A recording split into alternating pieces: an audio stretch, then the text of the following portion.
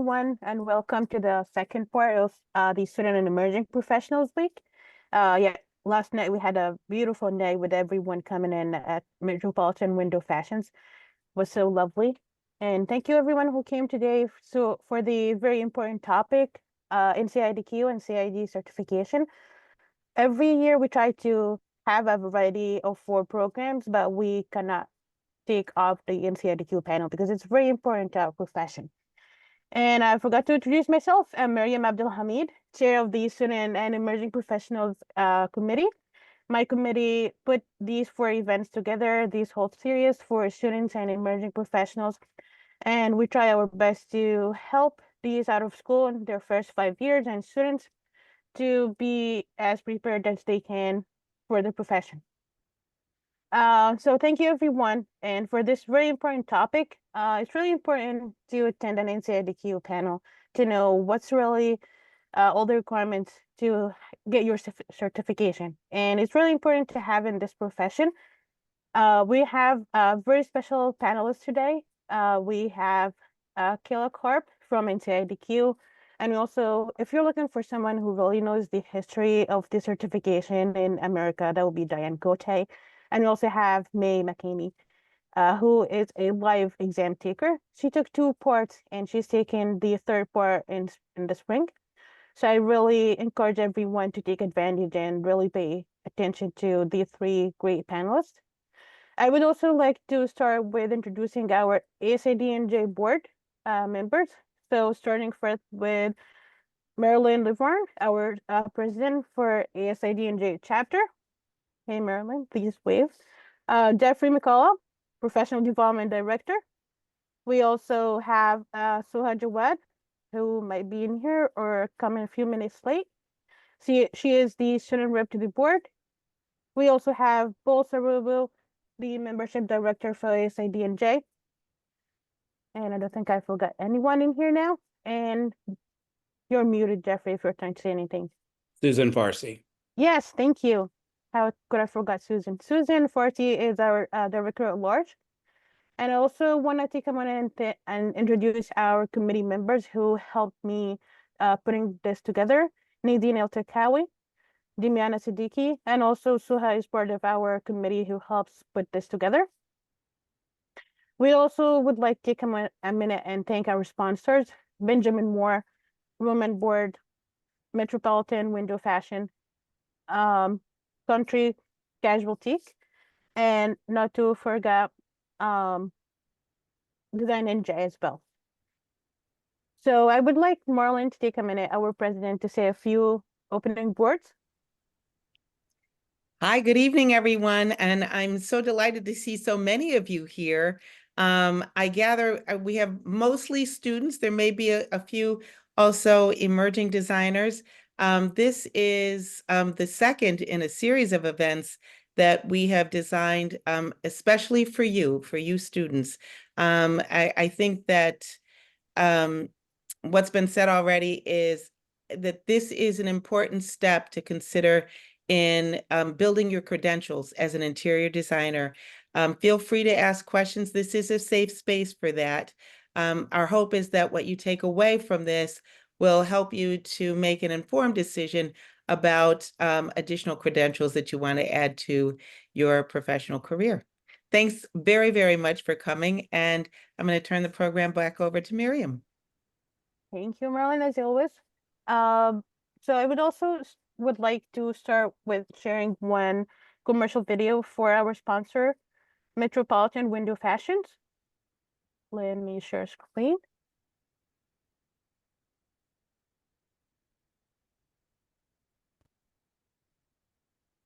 Hi, this is Bruce Hyman of Metropolitan Window Fashions. Give us a call to find out about our designer referral program and how we can help you with your custom window fashions.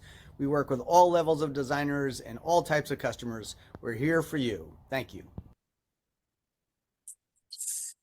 Thank you, Bruce, so much. And without further ado, Kayla, it's all yours. And also, everyone, don't forget that you can put your questions in the chat. Jeffrey is going to monitor the chat box for all of the questions that's going to be answered after Kayla's done.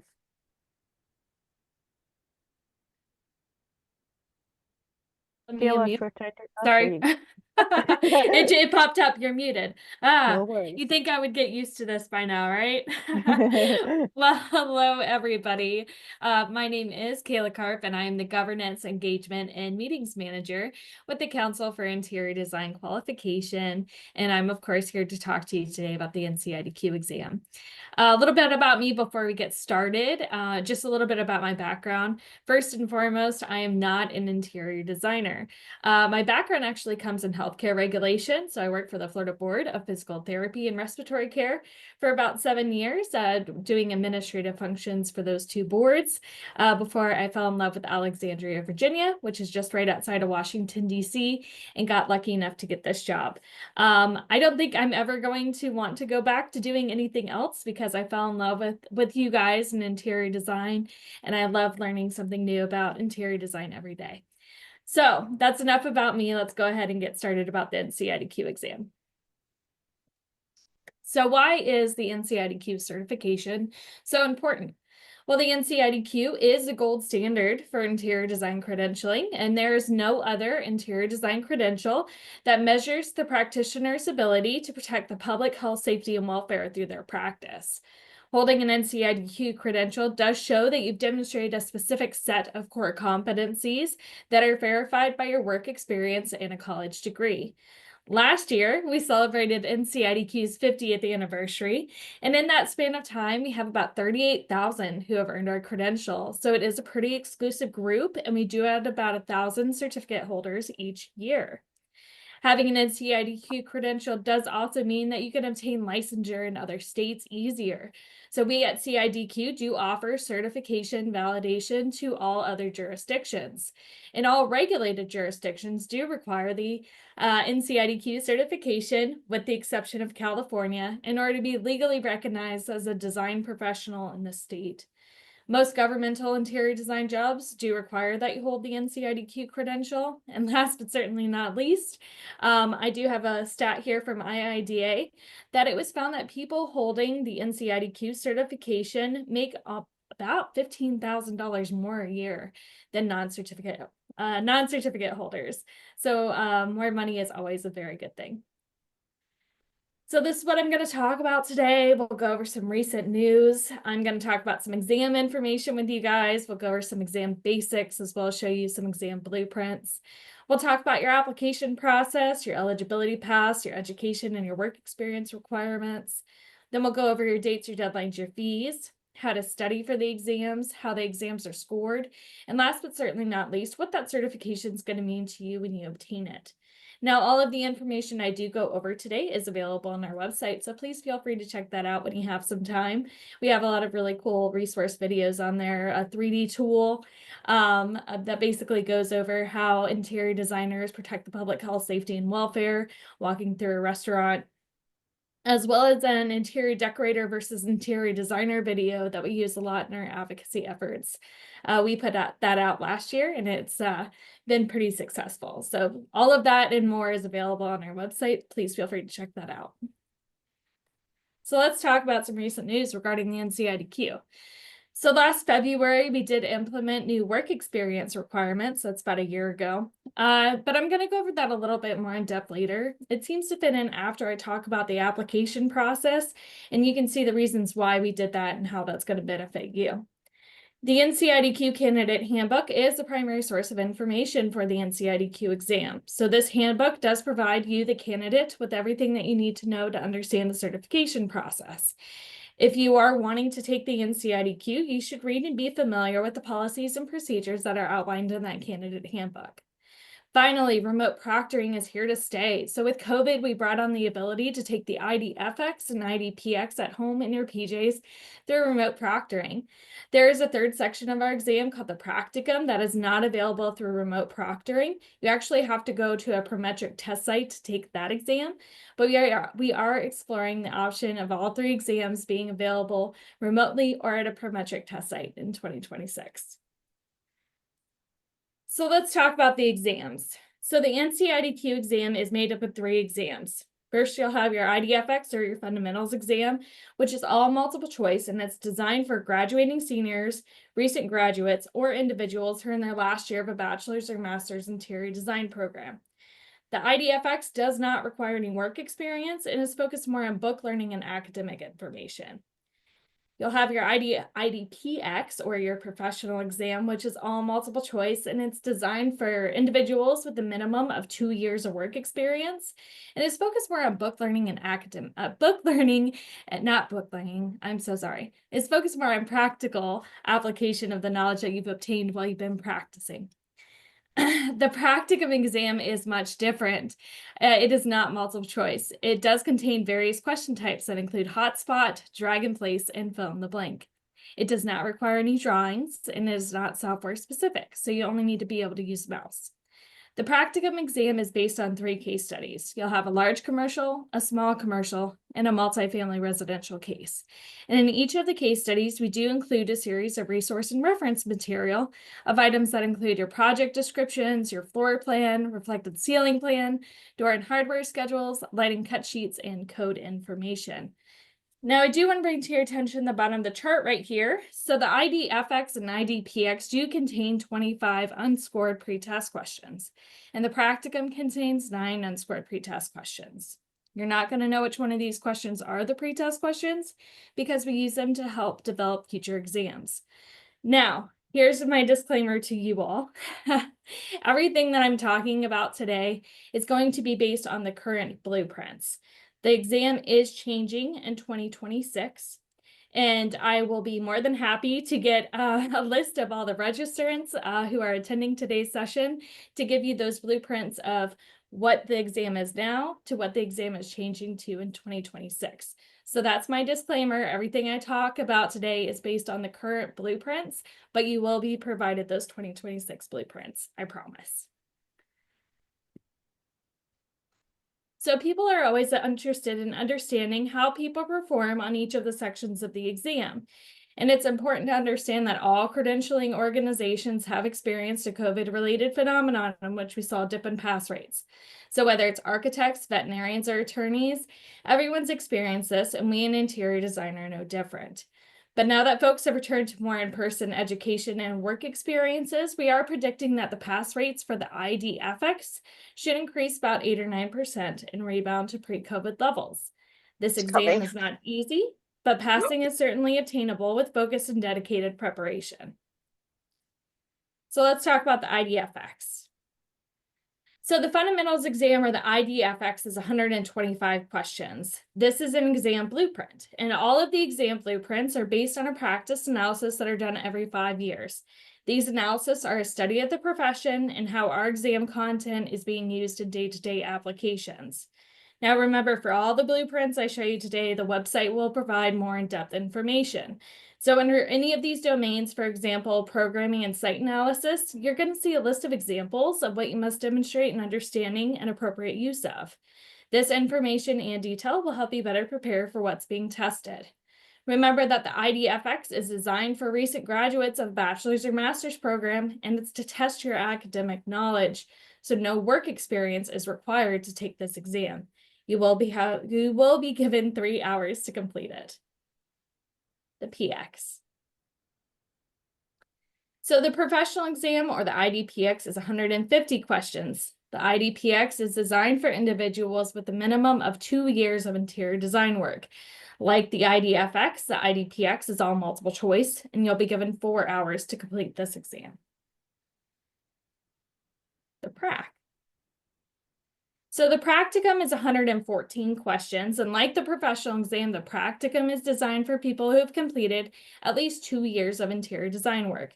This exam does have multiple question types that are not multiple choice. Rather, you're going to have hotspot, drag and place, and fill in the blank.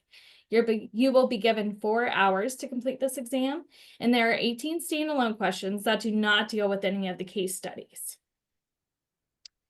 So I am actually going to show you a video of what the practicum looks like and the functionalities of the platform, because what's going to happen in 2026 is all 3 exams are going to have multiple question types. So it will no longer be multiple choice for PX and Prac. Instead, you're going to have multiple choice, hotspot, drag and place, and fill in the blank. So I think it's really important to you, if you are considering taking the exam in 2026, you have a good idea of what you're going to encounter when you go to take one of the 3 exams. So let me bring that over to you guys here. Didn't make it. All right, make that bigger. Hello. The following video will demonstrate the key functionality of the practicum exam platform. The practicum exam includes 3 case studies, one for large commercial, one for small commercial, and one for residential. Each case study has 40 questions associated with it. At the beginning of each case, you're given the opportunity to review the case study. The case study and supporting resources will be accessible throughout the exam by clicking on the Open Case button that is attached to each question. Within that case study, there are 6 tabs: the Programming Requirements tab, a floor plan, the lighting specifications, the NCIDQ exam codes, a conversion equation table, and a help tab that will be available throughout the exam to review the functionality features if need be. When a question, exhibit, or case study does not fit on a single screen, you will need to utilize the page scrolling function. To scroll through the screen, click and drag the scroll bar as necessary. When referring to the resources provided in the case studies, you are able to do a single keyword search within that resource. It is important to note that the search function will locate a term as often as it is used in the document. Therefore, it may require several clicks to get to where you want to be. You may also adjust the size of the different resources within the case study to move the whole case study to a different location on the screen if desired. To move from one question to the next, you should click the next button displayed at the bottom of the screen. To move to the previous page or question within a case study, click the previous button. As you go through the exam, you are able to mark a question for review by clicking on the Mark for Review button. At the bottom of the screen, you will be able to revisit these questions at the end of each case study. You cannot, however, go back to a question in a previous case once it has been completed. You will be responsible for managing your own time. If you break down the 3 case studies into equal time frames, that is approximately 1 hour and 20 minutes on each case study. The amount of time remaining for the examination is displayed at the top right-hand corner of the screen. A warning message is displayed when there is 15 minutes remaining on the exam. There is a note function that can be found in the top navigation area for every question on the exam. To add a comment for a specific question, click on the Notes button. The note will be saved for that question only and can be reviewed when returning to that question. During the exam, you will be able to highlight or strike through text in a question that you think is important to refer back to. To highlight or strike through text, click and drag the mouse cursor over the desired text. Click on the highlight button or the strike through button on the top navigation bar. To remove the highlight or strike through, click on the same buttons and select Remove. Note that the highlight or strike through feature cannot be applied to background images, case studies, or exhibits. A calculator is available with every question on the tap navigation. The calculator can be used to perform any standard operation for which a handheld calculator is used. The calculator performs basic addition, subtraction, multiplication, and division. If preferred, a handheld calculator can be requested from the test center administrator when checking in to take the exam. Now that the functionality of the exam platform has been reviewed, let's look at the functionality of the different item types on the practicum exam. There are 3 different types of questions that appear on the practicum exam. These question types are drag and place, hotspot, and fill in the blank. We will demonstrate these different item types using the exam platform. First, we'll look at how a drag and place item functions. For drag and place items, you will be asked to select a symbol, label, or dimension from the box on the left by clicking on the token or label you wish to move. Drag the token and release it when the appropriate spot has been identified. Be as specific as possible in placement of the label. Double-check answers before moving on. If you want to select a different token, you are able to put it back and make another selection. The next question type is called hotspot. For these question types, you will be asked to place the target on a specific location within the image. When the location has been determined, click to drop the target. Targets can be moved again if you are not satisfied with your answer. The last question type is called fill in the blank. For these question types, you will be asked to provide a numerical response. In some instances, an exhibit will be attached to a question. The exhibit might be necessary to answer the question, therefore exhibits should be open to determine if they are needed. You are unable to zoom in on exhibits. However, you can move them to another location on the screen. Only a number is appropriate when answering these questions. Words or symbols will not be accepted and will generate an error message. Once all questions are completed in the case study, you will be given an opportunity to review that set of questions. All questions, only those marked for review, or incomplete questions can be reviewed when you get to the review screen. It is important, however, to keep an eye out on the timer to ensure not too much time is spent on the review process. Once a case study is completed, you will not be able to access it again. When you get to the end of the exam, you will click on Exit and that will end the exam. These are the key functionality features of the practicum exam format. Good luck on the exam. Okay, so I think it's really important for me to kind of share that because, like I said, the exam is changing for all three exams to more of this kind of platform where you're not just going to have multiple choice on your ID, FX, and PX. It's going to be more of multiple choice added with the PRAC platform we already have. So as you could see in that video, there's no drawing that's required for our exam. You used to have to hand draw. We don't require that anymore. And it's not software specific, as you guys could see. It doesn't require any CAD or Revit proficiency. So that is all available to you guys on our website. And more information will start coming out about those 2026 blueprints here in the next few weeks as well. All right, so let's talk about your eligibility pass. So you must provide transcripts that include 60 semester hours or 90 quarter credit hours of interior design specific coursework. As you can see here, there are varying amounts of work experience hours that are needed for the different educational buckets. Now, all of your hours must be affirmed by a direct supervisor or sponsor. We at CIDQ launched a new database last year that allows you, the applicant, to import and send your work experience hours to an NCIDQ sponsor or supervisor all within our system. Now, there are 3 different categories of people that can sign off on your work experience hours. That could be somebody who's NCIDQ certified. That could be somebody who is licensed in the US or Canada as an interior designer, or somebody who's licensed in the US or Canada as an architect. Any one of those three people can sign off on your work experience hours, and that's all tracked in our system as well. So we can see when you send that work experience hours for review and approval and kind of help that along. If your supervisor or sponsor doesn't reply quickly enough, we can reach out and try to facilitate that for you guys. Another really cool thing that we do if you are a student or maybe you're in your last year is up to 1,760 hours, which is essentially 1 year of interior design work experience may be earned prior to graduation. So we're talking about your internship hours, summer work hours. Maybe you guys are working, going to school in your senior year.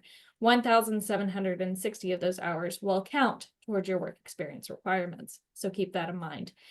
Additionally, following this presentation and those blueprints that I promised you guys, I can send you a work experience tracking sheet that will help you start tracking those hours as well. So let's talk about those work experience hours. So CIDQ did establish minimum thresholds within each of the design phases, and these minimum hourly requirements represent less than half of the total number of hours that you're required to obtain. And so that gives you, the candidate, great flexibility to acquire work hours across any of the design phases. All of your work experience must be completed within the prior 10 years of the date of your application. So if you decide to wait a little bit longer and not take the NCIDQ exam, it's important to know we're only going to go back as far as 10 years. Now, why do we make these changes last year? We did it for two very specific reasons. One, it brings us more in line with other licensed professions. And two, we believe that more explicit requirements open a conversation of collaboration between candidates and their employers to further support their growth as professionals and gaining vast experiences and knowledge. So like the other slide, there's a useful application video, but I won't show that to you guys today. It actually plays above where you hit to apply now on our website. So there are two ways that you can approach taking the NCIDQ exam. You can split it up into two different sections, or you can apply to take all three sections at once. And when I say at once, I do not mean in one sitting or anything like that. We're going to talk about those time periods here in a few minutes. So let's say you're wanting to split it up, or you're a new graduate or maybe a recent graduate and you want to take the IDFX on the current blueprints that I'm showing you today. You can do that. With that, we're going to need a copy of your transcripts. You'll pay an application fee and be submitted just to take the IDFX. Now, once you take and pass the IDFX, and then you get your work experience hours, because remember, you need work experience hours to do your PX and PRAC. You'll then apply to do your PX and PRAC. So that's a separate application. You'll need a copy of your transcripts with your degree conferred. All of your work needs to be verified and signed off in our system by your direct supervisor or sponsor. You'll pay an application fee and be submitted to take your PX and PRAC. Or like I said, you could simply wait, gain all of your work experience hours, and then approach taking the NCIDQ. So with that, we're going to need a copy of your transcripts. You'll need to have all of your work verified within our system. You'll pay an application fee and be submitted to take all three exam sections. And you can take these in any order you choose. You don't have to take them FX, PX, and PRAC or anything like that. You'll get to choose which exams that you take in the order in which you take them if you're applying by that method. So the NCIDQ exam is only available 2 times a year. We have a spring administration and a fall administration, and you can take the exam anytime you choose in the months of April and October once you've been approved. So let's say you're wanting to apply to take the upcoming fall administration. You'll need to have your application in by July 31st in order for you to take the exam in October. So generally speaking, your application fee is a one-time fee. And once your application is approved, it's valid for, let me bring my mouse over, it's a little bit easier. So you're going to have 4 exam administrations or 2 years to take and pass your IDFX if you're splitting it up into 2 parts. So you're going to have 2 years to take and pass your IDFX. Remember, once you take and pass your IDFX and get your work experience hours, you're then going to apply to take your PX and PRAC. So with this, you're going to have 10 exam administrations or 5 years to take and pass your PX and PRAC. If you're applying for all 3 exam sections, so you have your education, you have all of your work experience, you're wanting to take all 3 exam sections, you're going to have 10 exam administrations or 5 years to take and pass all 3 parts of the exam sections. All this to basically say that if you're wanting to apply to take your IDFX exam first, you get 4 extra bites of the apple to take and pass the exam, rather than if you're waiting to take all of your exams at once. And then, of course, because I have to let you guys know, all application fees are non-refundable. So your application fee and exam fees are explained here. Your application fee is paid to submit your application for review, and it's typically a one-time fee. Now, once your application is approved, you'll then need to pay your exam fees, and those are more pay-as-you-go. So let's say you paid your exam fees to take the exam in October, but something happens in the month of October and you're not able to test. It's important to know that those exam fees that you paid for October cannot be transferred to another exam administration. They have to stay within the administration that you applied and paid for. And that's kind of what that last bullet point is talking about there.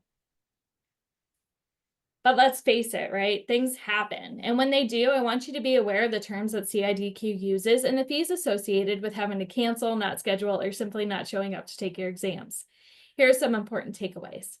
Approved applicants should not purchase an exam unless they intend to take it during the upcoming exam administration. If an individual has already purchased an exam for the upcoming exam administration and they decide they are not ready to test, there is a $100 cancellation fee.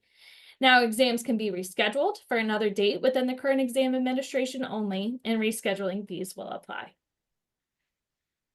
Everything you need to study for the exam is available in the candidate handbook that's available on our website. You should always refer to the candidate handbook and the blueprints regardless of the study material you're using.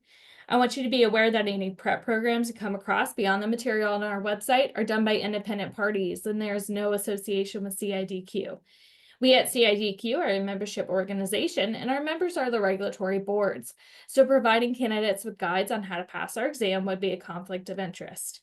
It is CIDQ's goal that the NCIDQ exam will help demonstrate competency to protect the public health, safety, and welfare. CIDQ does provide IDFX and IDPX exam test takers with preliminary score reports immediately following the completion of their exam appointment. Now, final and official score reports, including those for the practicum exam, are released 6 to 8 weeks after the exam administration window closes via your My NCIDQ account. All 3 exams are graded on an 800-point scale, with 800 being a perfect score. 500 is the passing point. So you can see here in each instance, the candidate does receive feedback on each section of the exam so they can assess their relative performance in each area. Should they need to take the exam again, they'll have a good idea of where they need to focus their efforts. So you can see this really colorful map, and it represents a wide variety of regulations. And unlike architecture, which is regulated in all the states, there's a wide variety of regulation in interior design. You're going to have Title Acts, Practice Acts, and certifications. And it's always important to know that even if you do hold an NCIDQ certificate, that is not your one-stop shop to practice in the state. You do need to verify with your state, also known as your jurisdiction, regarding your title and requirements to practice. And that's why Diane's here. So there are many professional organizations, as you guys know, we're all here with ASID today, that you can join as a student and practicing interior designer. And all of these organizations do offer great benefits and financial incentives to take and pass the NCIDQ. If you're not aware, American Society of Interior Designers, ASID, members do receive their first year of professional membership free upon receiving their NCIDQ certification. IIDA, they do offer the opportunity to apply for financial assistance upon passing all 3 parts, and our friends in Canada, IDC, they do offer a variety of scholarships and bursaries, including the Wayne Thompson Bursary, which is awarded to 1 or more NCIDQ exam candidates each year. Okay, so you took and passed all 3 parts of the exam. You'll get this beautiful certificate you get to hang up on your wall. You'll also get to use what's called the appellation behind your name, NCIDQ. You cannot take or use that appellation until you have passed all 3 parts and are issued that NCIDQ certification number. So with that certification, though, does come an annual renewal that must be renewed on an annual basis in order to remain active. So you as a certificate holder will receive your first year free, and then you'll receive notifications the following years ahead of your renewal date. So why does all of this matter? NCIDQ certification does tell people that you take your career seriously and you're committed to advancing. Many large firms do require NCIDQ certification to be considered for promotion and senior positions. Your peers, both in interior design and the allied professions, will recognize the level of effort that's required in achieving professional certification, and they're going to respect you for it. Remember that the NCIDQ certification is highly portable, so if your career does take you to different locations, we at CIDQ can help ease that path by validating your certification, helping you get licensed in other jurisdictions quicker. I said it in the beginning, I'll say it one more time, but in order to be considered for many government interior design jobs, you must be NCIDQ certified.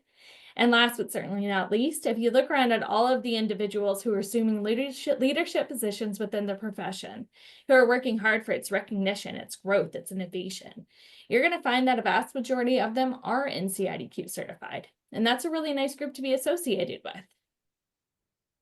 So it's been a pleasure speaking with you all today, and this is a small group at CIDQ HQ that helps make it all happen. Please feel free to reach out to any of us should you have any questions about the NCIDQ exam. We are all here to help and support you in the best way that we can. And I welcome you guys to follow or add me on LinkedIn if you choose to. I do post a lot of deadline dates and stuff like that on my LinkedIn, but I could be available to answer any questions you have on that platform as well, should you need me. So with that, I would love to hear, and I saw the chat blowing up with a bunch of questions, but I would love to hear from you guys on any questions that you might have for me today.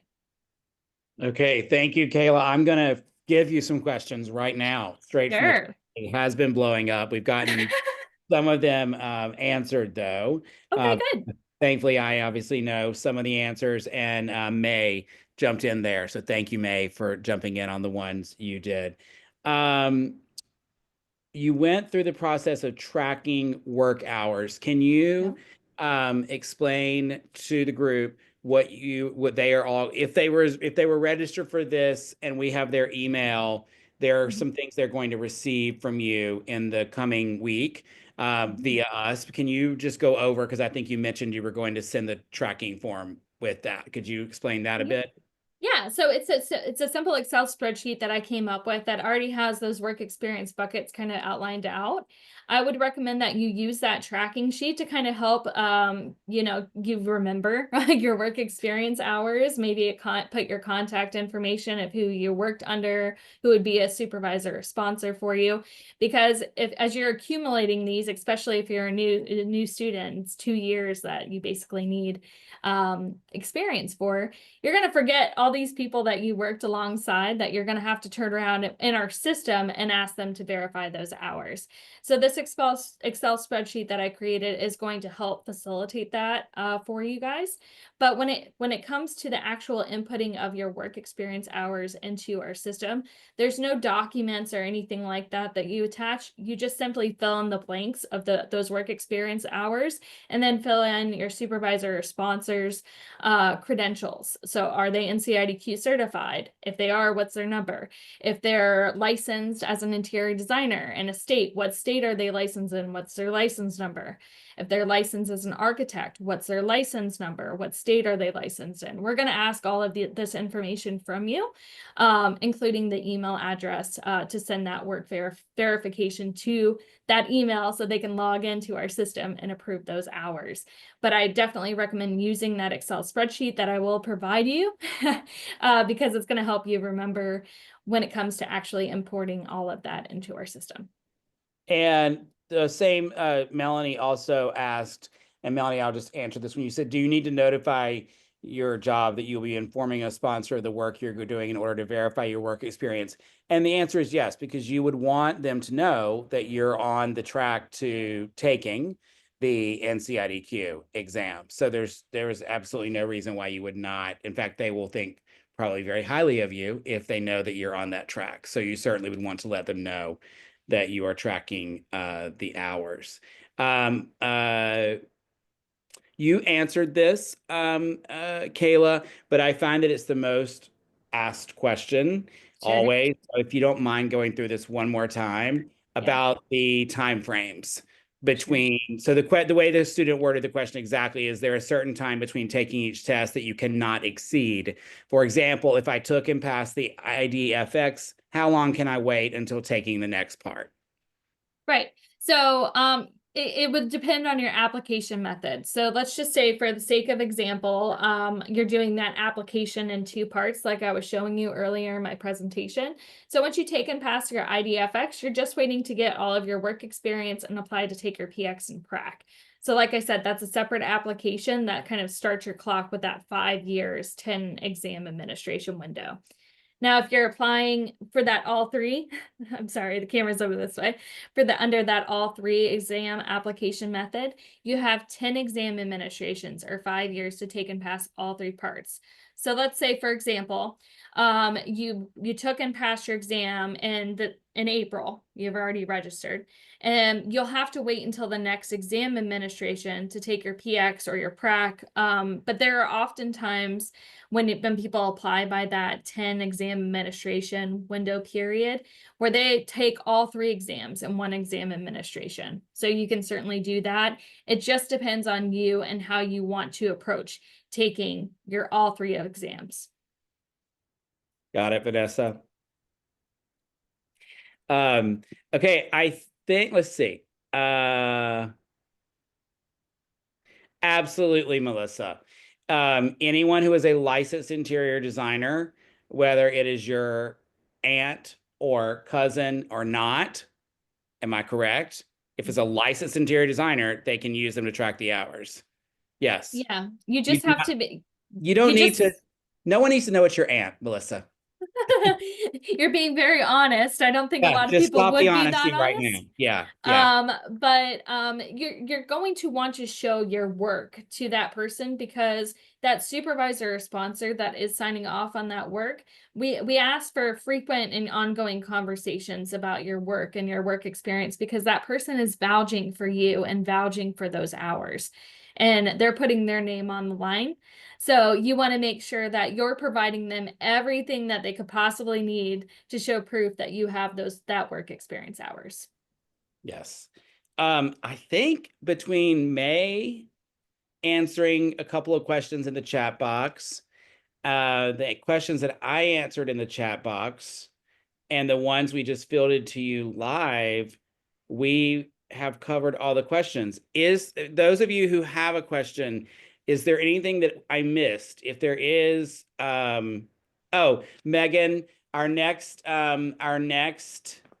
speaker is going to talk about it's called being certified, certified interior designer. And that is why Diane Gote is here tonight. So when you stay for her presentation, you will hear all about becoming a certified interior designer, or CID. So any questions that we did not field and get answers to? I'm trying to go through and double check. I did see that someone, there's a question there that Kayla cannot answer, but we can. Someone asked about prep programs. And as Kayla stated very clearly, CIDQ is not affiliated with any prep program. So that is going to be her answer on that. Am I correct, Kayla? Am I representing you accurately there? That is your answer. You are not affiliated with any prep program. No. However, there are prep programs. ASID uses a program called QPrep, and many have had great success with it. And it is an initiative of ASID New Jersey to support that and sponsor that when there are members of ASID New Jersey who are preparing for the exam. But you have to have gone so far as to be registered for and ready to actually take the exam. You can't just willy-nilly say, I want to do the prep and use it as like some sort of, and then I'll decide if I want to take the exam or not. But once you are fully committed to taking the exam, there are study groups. And May, I'm guessing, is going to talk about that process. We have had several. Every year we have had people share their experiences, and more than not, they have talked about how effective it was for them to be a part of a study group. And so that's the answer on that. If you want to know more about that down the road, that's where you would need to be a member of a professional organization, so that you learn about those opportunities that each organization offers. Are there any questions that anyone else has? You have the expert here. I mean, you can't get any closer to CIDQ than you are at this moment. And she's not coming back next week. So if you have questions, now is the chance to answer them. I mean, ask them. Okay. And as you guys are thinking about it, I'm here all night with you guys. Yeah. So I'm not going anywhere. So if you think of them, throw them in the chat, and I'll do my best to kind of field them too. So all right, great. Okay, Miriam, we turn it back over to you. Thank you. Thank you, Kayla. Kayla, so much. Absolutely. And before I pass it to Diane, I have another commercial video to share. Let me share screen. Okay. And it's from our Design NJ sponsor. Thank you to them.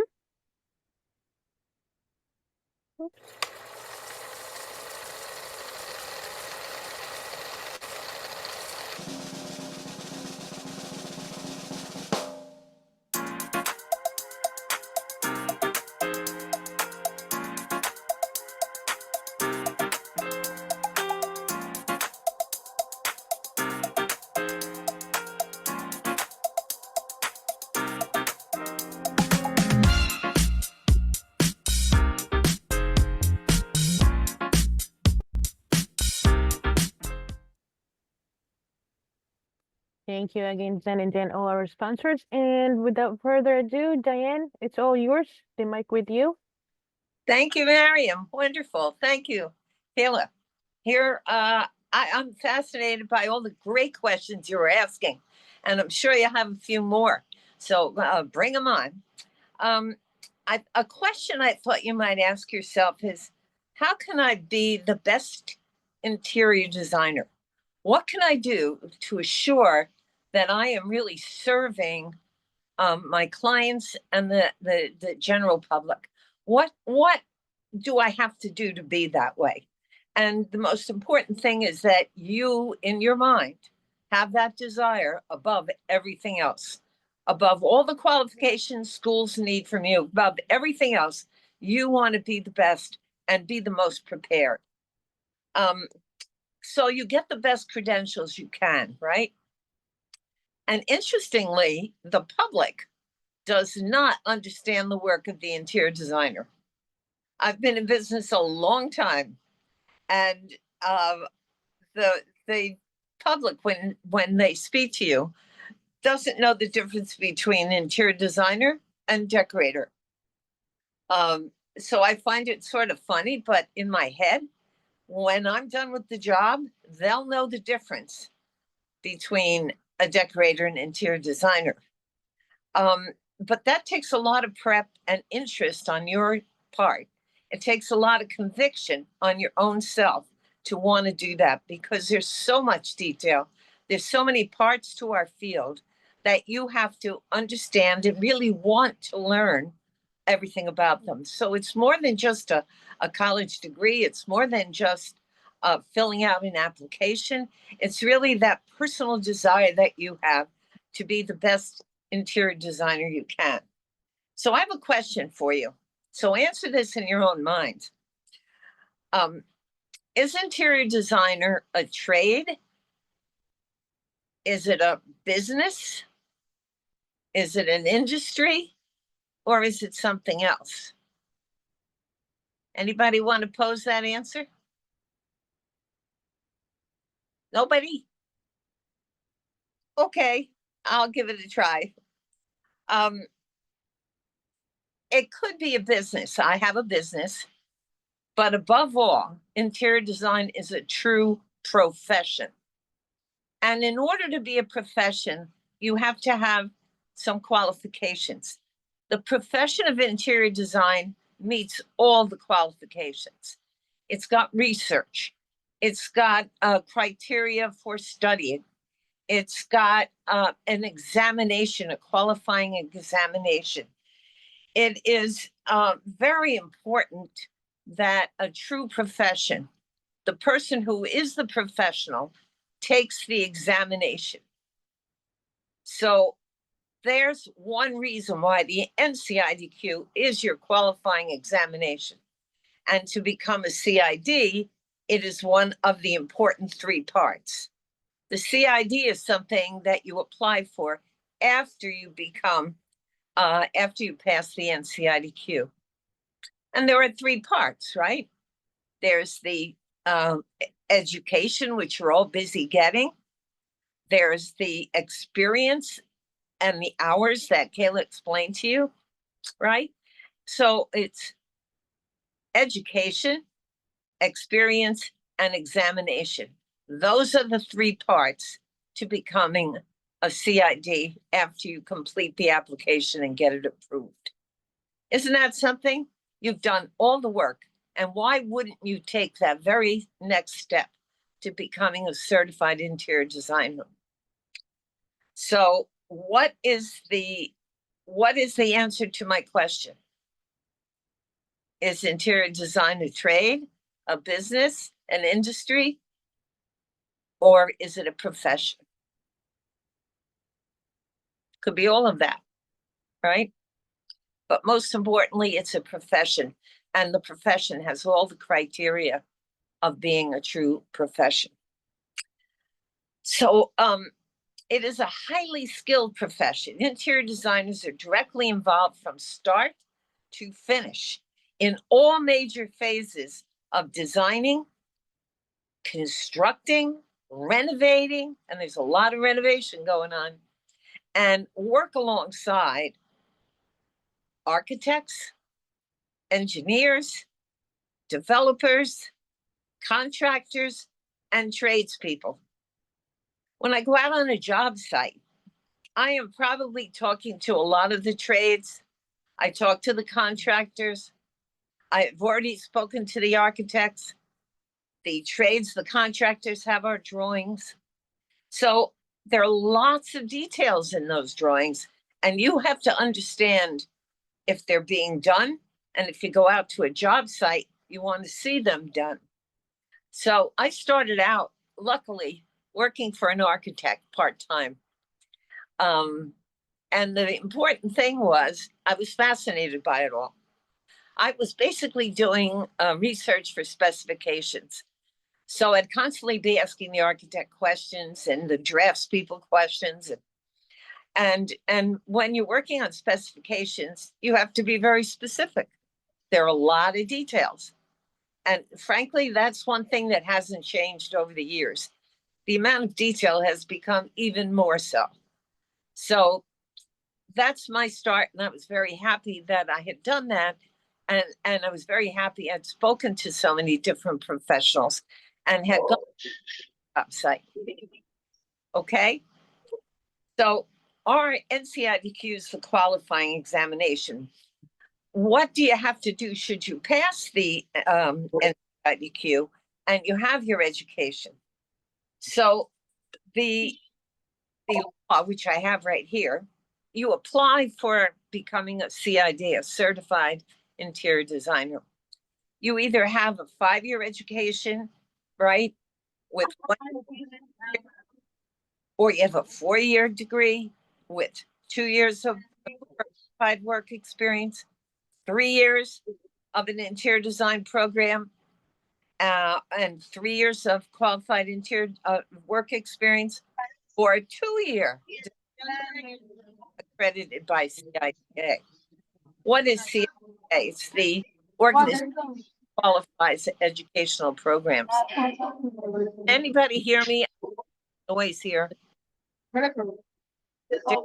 Nancy, if you can please mute yourself. Miriam, can you mute Nancy? No, I can't. I'm not the host. I think you are Jeffrey. Are you? No. Hey, maybe it won't matter so much. Let's continue. She's muted now. Go ahead. So after you pass the NCIDQ, all you have to do is have your experience and have your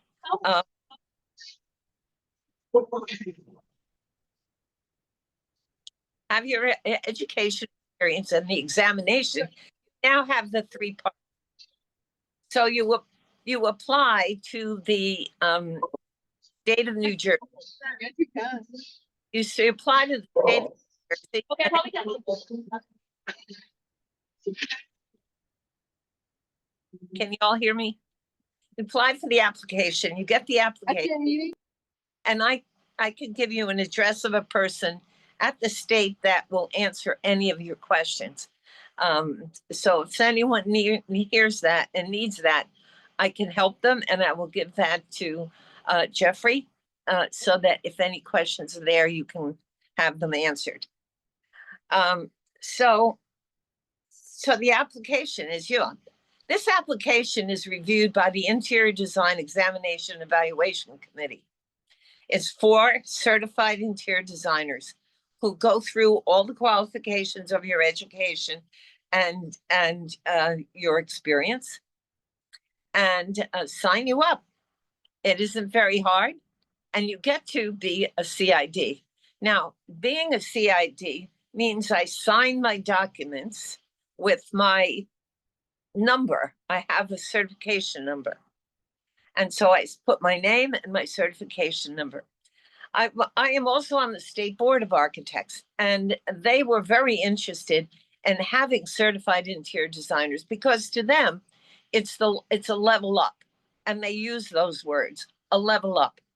So in order to maybe make more money and get that respect and that you really truly deserve after having gone through all of this, I'm really highly recommending the CID. Now, the Coalition for Interior Design spent 10 years working on to get the CID. Designers, just like you, worked for 10 years to get this going. So they came back after they graduated and they worked with the Coalition of Interior Designers from IIDA and ASID and NKBA. And we all worked together to get this certification. So it was really a wonderful time. Let's see. Let's see if there are any other questions. So in order to get the application, you go to the New Jersey Division of Consumer Affairs website, look under boards and committees, and look for interior design, and you'll find it there. I'm sure you all have more other questions that you want to ask, and I'd be happy to answer them. Okay, questions for Diane Gote about becoming a certified interior designer that she did not answer. It was a very clear and concise and full presentation, but is there anything anyone wants to ask? All right. Goodness, wow. Yeah, Miriam. Thank you, Diane, so much. And I'm sure questions may come, as you say, if you can stay with us. May, I'm gonna pass it to you. Please tell us your story. Hi. My name is May, and I am currently working in Long Branch for an architecture firm. That is what I've mostly been doing the last couple of years. I graduated from NCIDQ in 2018. I was actually asked to be here from by a former professor at Brookdale Community College. I know she's very involved in ASID and all the stuff with the different schools because Brookdale sends a lot of students to Keene and to NCIDQ. I think we have a good relationship with everybody, but I'm happy to be here. I briefly before the pandemic, I worked at an interior design firm in New York for a big international company that did mostly hospitality. And then the pandemic happened, and then I took this job doing architecture. I mostly do residential architecture. At first, I didn't think I could do it. It was sort of a trial period between me and my boss, and it worked out because what we learn in school on the college level for interior design is so extensive that there wasn't a lot that I had to learn on the job. And I definitely think that if you're one of those people where you were between interior design and architecture, don't discount your own abilities. You can probably do just fine in an architecture firm if you want to go that route. But also working in the architecture firm was probably the number one thing that made me prepared for the test. One thing that I'd recommend to anyone who, other than if you want to strike out and go and create your own firm, I highly recommend working for a small firm. I work for a small firm. It's usually an all hands on deck situation, and you're way more likely to learn and get to actually do a lot of the things that you need to qualify to take the test. Because as Kayla mentioned, it used to just be, and I'm correct me if I'm wrong, Kayla, it was just like a lump 2 years of experience. And now it's broken down into very specific types of experience where there's a certain amount of hours in the construction documents phase and meeting with clients and design schematic and all that stuff. That's very specific. That I don't know that if I had worked in a bigger firm, if I would have qualified and been able to hit all those points. But because I work in a small firm and we have to do everything ourselves, I didn't get pigeonholed. I was able to learn how to do everything. I was able to meet with clients very early in my career and learn everything that I needed to know that really prepared me for this test. So I highly recommend if you guys need internships, if you're just starting out and you can do, if you're part-time or you're done with school and you can do a full-time job, I highly recommend just looking at maybe a local small firm and see what you can offer them. Because that was a huge deal for when I started to study and I started to break down all the sections that I would need to know for the test. I was already probably a third of the information. I was like ready to go. I already knew it because I did it every day at work. I think that one problem that really big firms have, which was my first job in New York, was sometimes you kind of get stuck in this starter position where half of the time you're kind of just getting little odd jobs from people and you're reorganizing the library and you're doing things that the intern would do if the intern wasn't back at school. So I highly recommend like try to diversify, look for jobs that maybe you think you might not be qualified for and apply for them anyway because you might surprise yourself. I think that doing this at a college level, I think everybody's kind of mentioned this before me, that this is a highly specified profession that you've all gotten into for some reason or another, but not everybody can do it. And to go through the schooling and everything, and then to take this test really proves that you know what you're doing and that you are a good and reliable professional, and that you would do a good job on any project that you work on. I think that having the letters after your name really legitimizes whether you're your own firm or if you're working for a bigger firm. And if you are working for a bigger firm, I think somebody mentioned it, maybe Kayla, it's easier to get a job and a good high-paying job if you take this test. So that was my big motivation, was to kind of keep my career growing and scaling upwards. So that's why I'm taking the test. I finished the IDPX and IDFX. IDFX.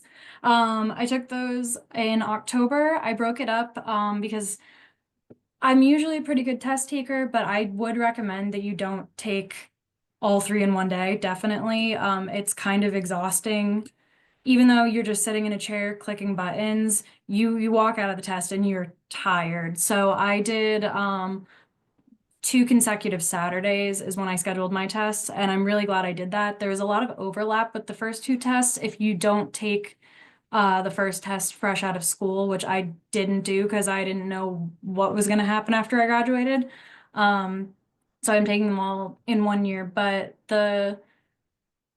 it's all multiple choice. There's a lot of overlap of information, so I was able to study for both of them at the same time. And then I chose to take the practicum. I'll be taking it in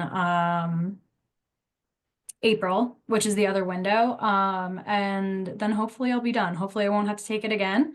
But I definitely recommend breaking it up. As Kayla said, there's windows of time that you can take the test, and it's the whole month of October and the whole month of April. So if you are going to take more than one test in one window, I would definitely recommend trying to schedule them a little bit spaced out throughout the month. Or like what I did, where I'm taking all the multiple choice sort of together, and then I'm giving myself time to breathe and regroup and then be prepared for the practicum. I took some notes while everybody else was talking too. Some of my recommendations, I the first thing, definitely know yourself as a test taker. I am very good at memorizing things. That's always been my strong suit all through college.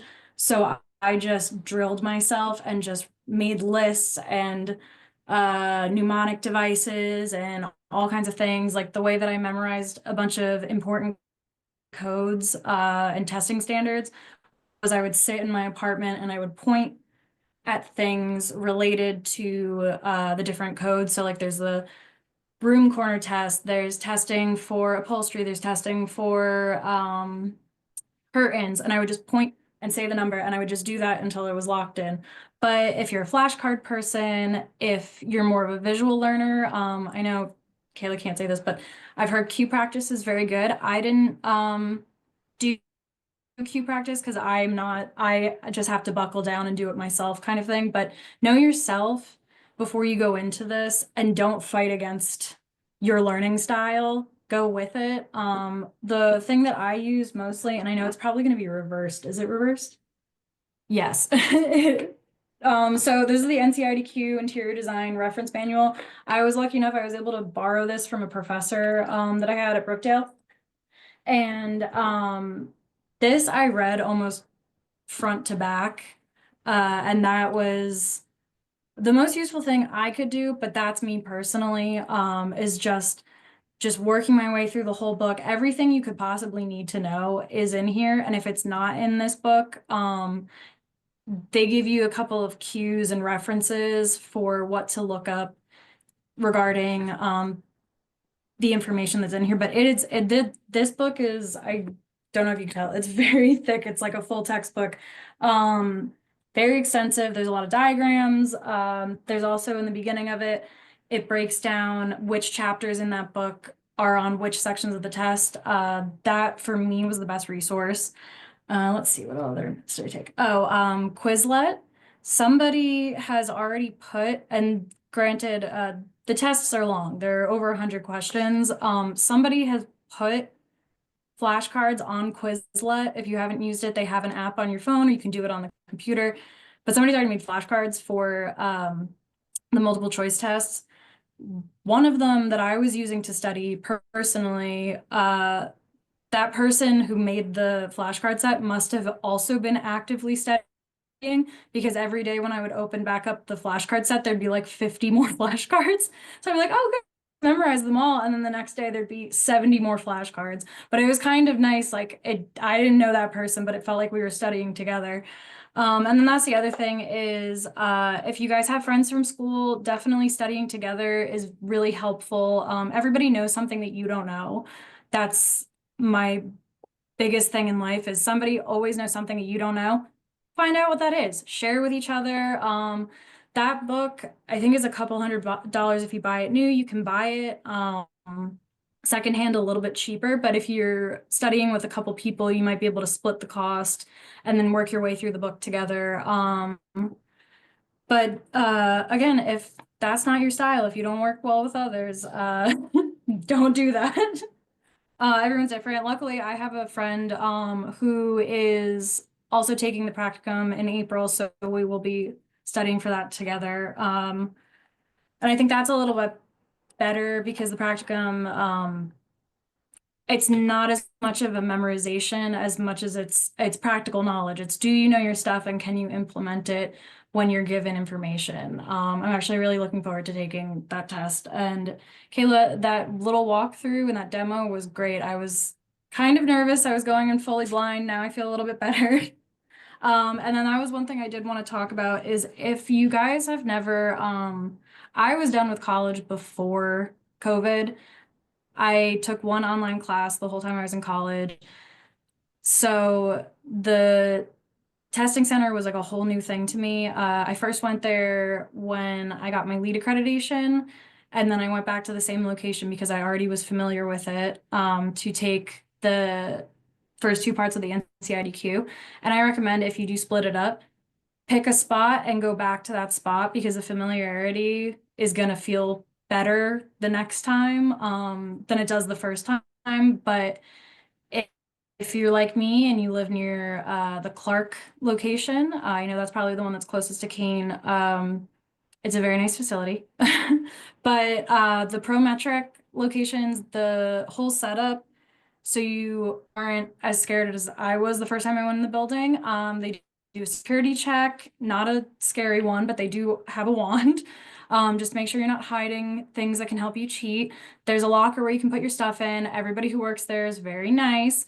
And then they bring you in to a little computer desk, and they've got noise canceling headphones if you want them. And you just sit in the room and all the instructions come up. There's usually some sort of a demo or like a help button on the thing, but it's pretty straightforward. And it's really nice, like the way that you can click around in the test is that you can flag test questions, so you don't have to answer them right away before you move on to the next section. You can come back to them.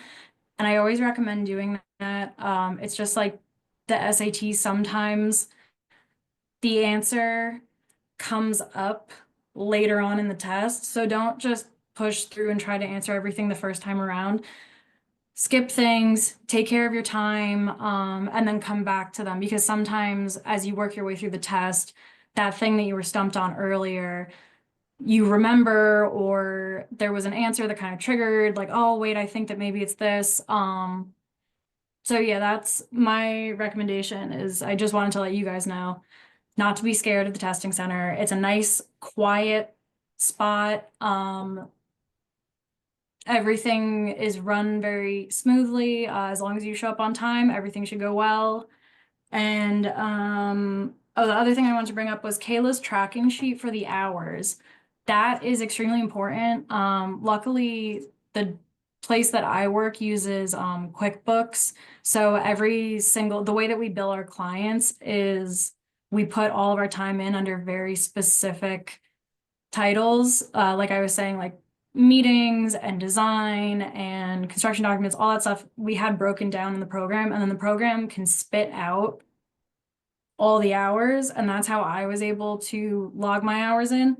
You guys probably don't have that luxury, so definitely that track sheet sounds great. So I would absolutely, you're not going to remember a year from now, a couple months from now, what you did unless you're keeping track of it. And I would definitely utilize any kind of tools or help that anybody can offer you. Talk to your professors, talk to anyone you know who has gotten the NCIDQ. I think that this is a profession where everybody wants to build everybody up and help everyone succeed. And I think that it's good to pool resources, definitely.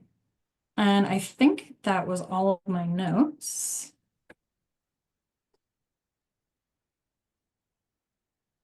These are really great tips, May. Thank you. How long did it take you to prepare and study for the exam? I carved out about 3 months of like, I was reading into it a little bit. I'm mentally preparing to like really buckle down. And then I think I really like studied every single day for a month and a half before the test.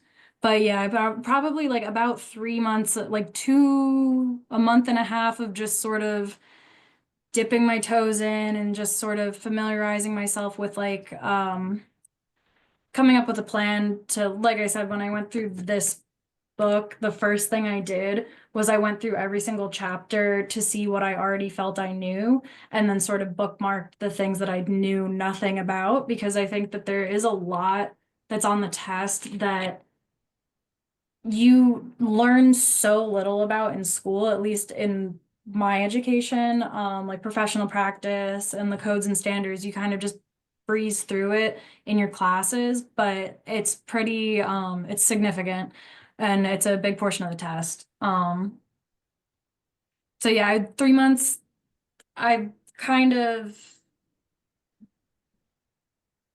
felt confident going in. I think that I would have, knowing what I know now, I would go back and I would do 2 solid months of like nearly everyday studying.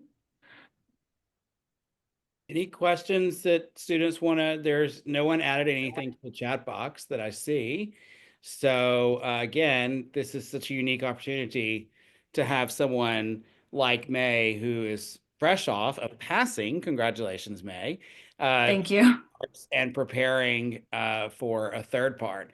I can tell you that every year people have talked about studying together. If that's something that is clearly something that I think everyone who's passed the exam has talked about in our several years of putting together this program, that it really is effective. And you said you're also doing that for the practicum, May, as well, that you and a friend are Sorry, there's a train going by. I live right next to the train station. It's very loud. and Okay, I live in New York and it's an ambulance.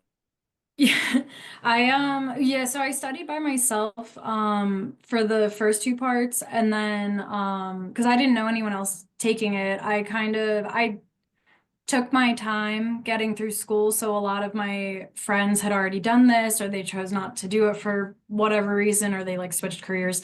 So yeah, I studied alone for the first part, and that was better for, again, my studying style. But for the practicum, I do have a friend that we're gonna get together, and she has already taken it.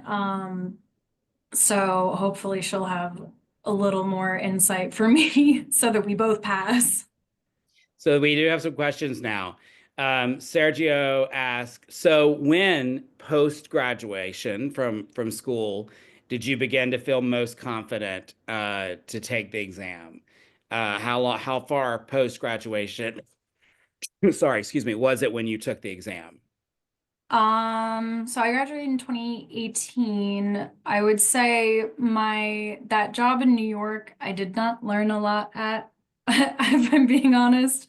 But I would say right around the time, and again, I worked at a small firm and I got a lot of experience really fast. Right around the time that I would qualify, like that 2-year mark, was around the time that I felt really good about taking the test, especially once I like really sat down and looked through what would be on the test, that I felt that like I had enough experience. But at least for the first two parts, if you can really study, if you can work your way through the material, I think you could pass with that bare minimum work experience. I do think it's certainly doable, but it's a lot of information to learn in that way, as opposed to learning it on the job and doing it. Doing it is the easiest way to really retain information. So that's kind of why I'm looking forward to the practicum. I think that it might be the easiest part for me just because of working. It seems like it's kind of all the skills that I've doing every single day, just in test form, I hope. So Maurizio, I think she just answered your question pretty clearly. He had asked, would you recommend taking the test after having experience like you did or right after graduating? And you're saying the doing in the professional setting was part of the preparation that helped you pass or helped you prepare. And it made studying much easier because there was a lot of portions that I didn't really have to study. But I would say if I could go back, but like I would have lost the time. I never would have gotten like fresh out of college. If I took that first part of the test, I think I would have ran out of time because of the pandemic and everything and not getting that solid work experience. And that was kind of, not that we could have predicted anything that has happened in the last few years, but I kind of had a feeling coming out of college that I wouldn't necessarily get a job right away, or at least get a good job right away. And that's why I held off on taking the tests. But the information would have been a lot fresher if I had done it right out of school. So it really is like if you're already working while you're in school, absolutely take the test right out of school, because then you're already set up to keep working. Whereas like for me, I wasn't able to get an internship full time because it just never worked with my schedule. So like I wasn't like on the trajectory when I graduated. And back, Kayla, this is actually a question for you that I wanted to ask earlier. When you were talking about the tracking of the hours, you on the form, you actually presented it, you said, list the person, and then you said, are they NCIDQ? If so, put that. Are you saying that they can use hours from non-NCIDQ and non-CID work? So no, I was just talking about like what are their credentials? Are they NCIDQ certified because they can sign off on your work experience hours? Are they licensed as an interior designer? They can sign off on your work experience hours. Or are they licensed as an architect? They have to meet one of those three criteria in order to sign Thank you. off. I thought so, but with the way you presented it, I'm glad we went back and clarified that. Because to Yeah. be quite honest, I knew that was always how it had been, and I was wondering if that was a change. So yes, Yeah. for anyone, there was someone who actually asked about the tracking. The person who is verifying your hours and is going to vouch for you, for lack of a better word, does either have to be NCIDQ certified, a CID, or registered architect.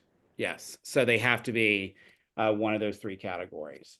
All right, Miriam, it seems that we have fielded all questions, so I'm turning it back over to you. I actually have one more question myself. You might have seen that, but during you're taking the test, can you take breaks in between, like hold the exam, go for, Yes. yeah. Yeah, there's a limit to how many times you can leave. And I obviously, like I said, it's strict. You go through security and everything. So obviously don't cheat. But yeah, you can take Right. bathroom breaks, you can take water breaks. Especially I can't remember which one. One of the tests is longer than the other, and you got more breaks for the longer one. I didn't use any of them because I just powered through. I think I got both done I got the first one done in like an hour and the second one done in like an hour and a half. So that like 3 hour, 4 hour, that's a cushion. It probably won't take you that long. If it seems like 4 hours, a 4 hour test seems like, oh my God, how am I going to do this for 4 hours? It probably won't take you that long. But yeah, I think every testing center is different, but they do lay out everything for you as well. Like they explain everything. You like raise your hand and they'll take you out so that you can go to the bathroom or get water. Or even if you just need a second to like not be in the testing room. Mhm. And do they take the time out of your exam time or? That was the clock still runs if I remember correctly. So Yeah, there's it like a does. clock on the computer. So yeah, it is like you're allowed to take the breaks, but it does come out of your testing time. Say, oh, well, I'm glad I asked that question. Yeah. And not that it was ever said or anything like that, but just speaking from CIDQ, if somebody in this group needs special testing accommodations or anything like that, we do honor those special testing accommodations. You'll just have to work with a member of CIDQ and provide us a doctor's note and a form to get those special testing accommodations, whether that be extra time or breaks or anything like that. You'll fill out a form with us and we can make sure that we accommodate at that Prometric test site those special testing accommodations for you. I see. Okay, thank you so much. Any other questions before we do some announcements?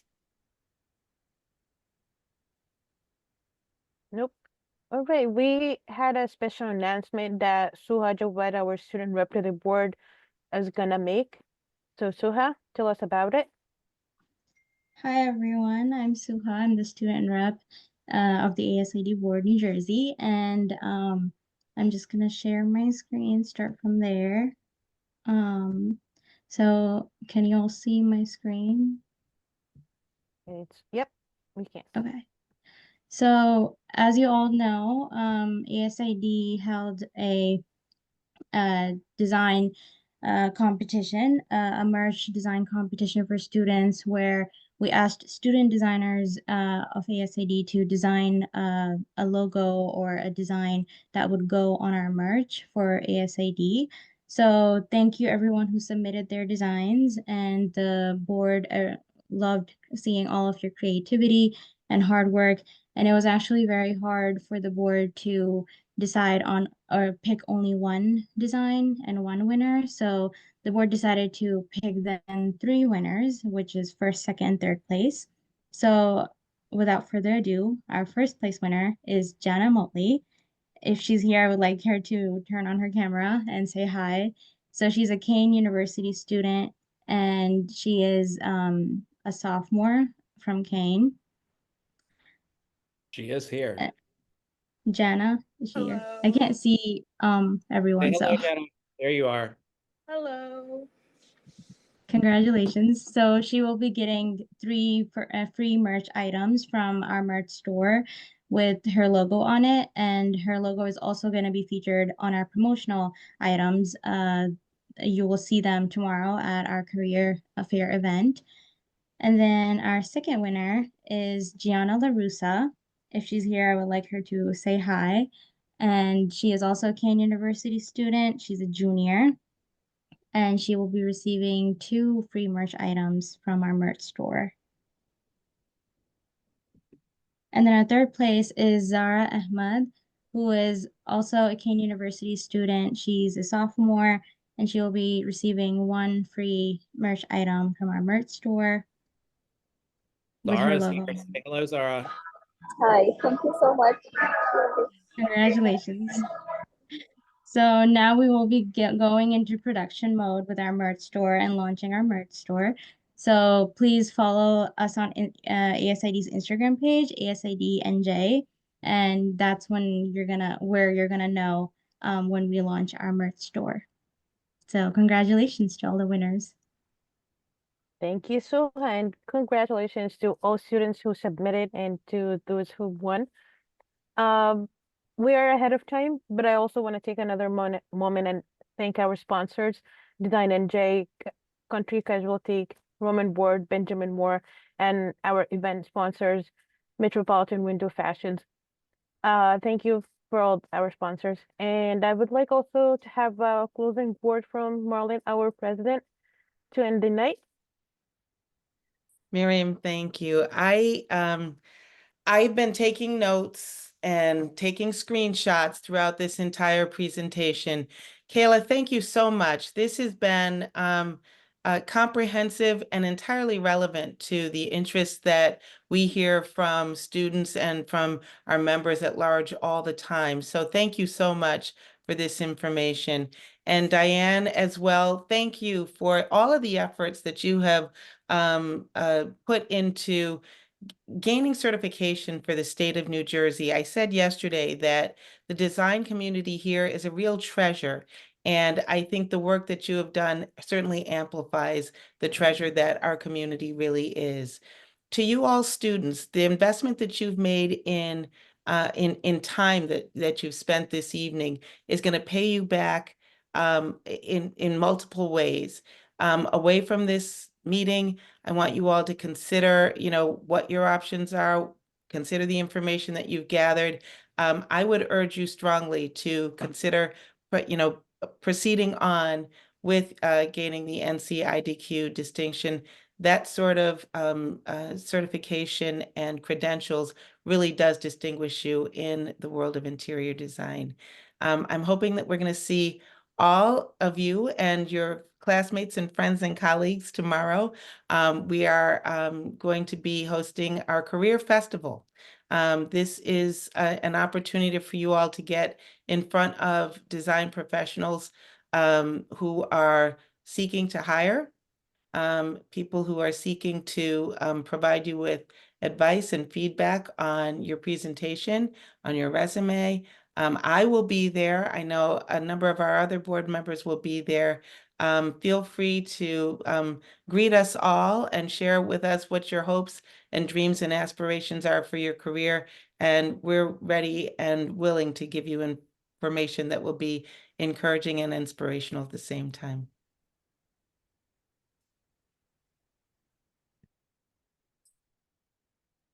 Thank you, Marlon. Jeffrey, do you also want to tell us about the Saturday program, what's happening in there? Yes, absolutely. So on Saturday, also on Zoom, from 10 to 12, we will have a panel discussion. Think of it almost as going to a podcast recording or live session on the untold truths of the design profession. And on that panel, we will have our president, Marilyn Laverne, joined by a past board member, Tammy Bolden, and also our chair of the Programs and CEU committee, Denise Pugh. And what they'll be focused on is their secrets to success and to what they have really, what is it that you learn post design school, the things that you're not taught in school that they're willing to pass on to the audience, and that will also be a recorded session. It's those words of wisdom that they have gained after college and in the design profession. So it's an interesting topic, and we're glad to be able to bring it to you. Yes, we are so excited for tomorrow and Saturday. Thank you, Jeffrey, and everyone for coming today. Without further ado, So Miriam, let me just add to what Jeffrey was saying. You all listen, we're prepared to spill the tea about what it's like to be an interior designer. And certainly, those difficult challenges that all creatives come up against, but I think that they are particularly germane to being an interior designer. I also promise that we are going to share with you ways to overcome and address those things in the moment. As creatives, it's important that we, protect ourselves as we're going forward in this profession. So I just wanted to share with you. It would be informal. We're going to share it all. But I hope to see all of you guys there. Okay, now I'm done. You're good. Yeah, so if you have not registered yet, you can go to asid.nj/events. I hope I'm saying that correctly. nj.asid.org/events /events. Perfect. Thank you for that, Jeffrey. Yeah, so everyone, we'll let you early and enjoy your night, and I hope to see you tomorrow at Berkeley College.